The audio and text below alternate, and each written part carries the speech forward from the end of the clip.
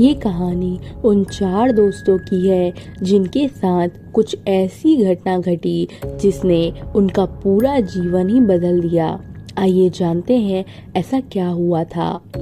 मुंबई शहर की रहने वाली जिया शर्मा अपने दोस्त रवि, साहिल और अजय के साथ शिमला जाने का प्लान बनाती है। वो सब जाने के लिए बस में बैठ जाते हैं। कुछ ही देर में जिया सो गई। अचानक जिया की नींद खुल गई तो उसने देखा कि बस में कोई भी नहीं था। बस का ड्राइवर भी नहीं था। बस अपने आप ही चल रही थी।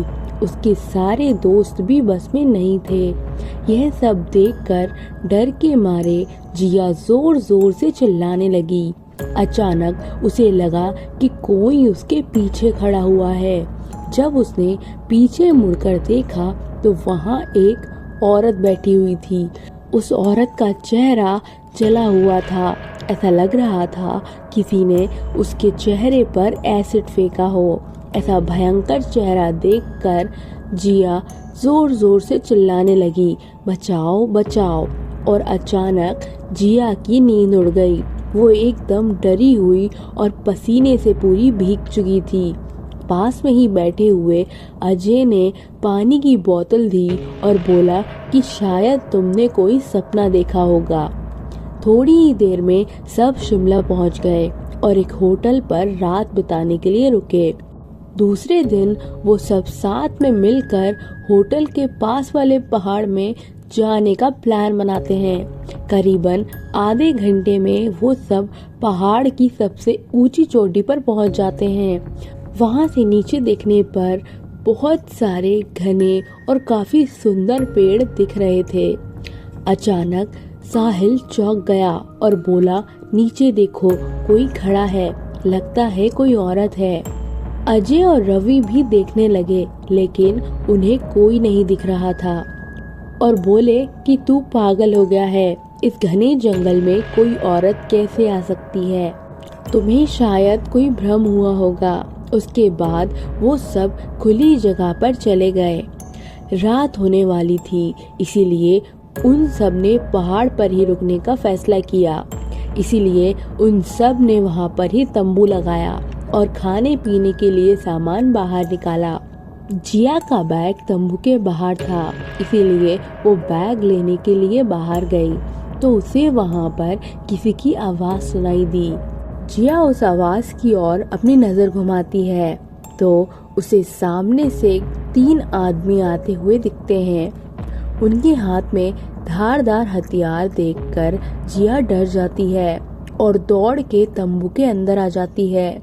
उसने अपने दोस्तों को भी ये बात कही लेकिन उसकी बातों पर कोई भी यकीन नहीं कर रहा था। जिया चिल्लाकर बोली, आप सब पागल हो गए हो क्या? कोई भी मेरी बातों पर भरोसा नहीं कर रहा है। चलिए मेरे साथ बाहर, मैं आपको बताती हूँ। वो सब बाहर आके पहाड़ की चोटी से नीचे देखने लगते हैं। उतने में ही उन सबको लगता है कि कोई 3 लोग उनकी ओर बढ़ रहे हैं।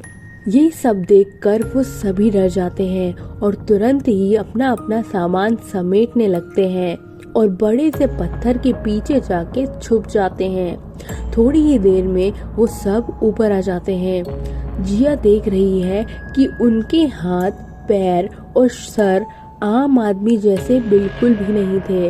वो सब एक जगह पर बैठ जाते हैं और कुछ तांत्रिक विद्या शुरू कर देते हैं। उनमें से एक आदमी अपने हाथों की उंगली को काट देता है लेकिन अंधेरे की वजह से उन्हें कुछ भी ठीक से दिखाई नहीं दे रहा था।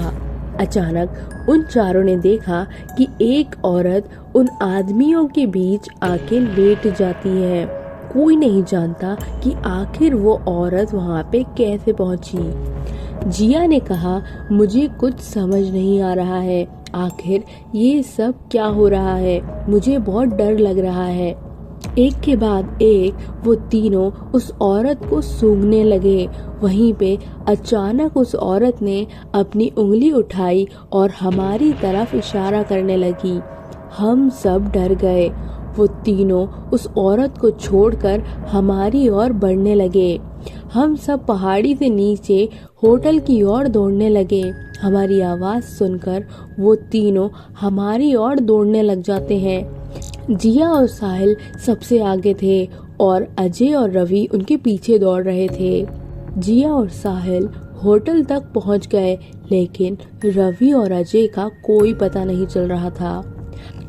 हमने होटल वालों को सारी बातें बताई तो उन लोगों ने कहा कि उस पहाड़ पे कोई नहीं जाता है, वो पहाड़ श्रापित है। जो भी वहाँ जाता है वो कभी वापस नहीं आता। आपकी किस्मत अच्छी थी कि आप अभी जिंदा हैं। लेकिन उनके दोस्त रवि और विजय कभी भी वापस लौटकर नहीं आए। उन्होंने उन्हें बहुत ढूंढने की कोशिश करी, पुलिस कंप्लेन भी करवाई, लेकिन कोई फर्क नहीं पड़ा। दोस्तों, आपको मेरी कहानी अच्छी लगी हो तो प्लीज़ वीडियो को लाइक कीजिए और चैनल को सब्सक्राइब कीजिए।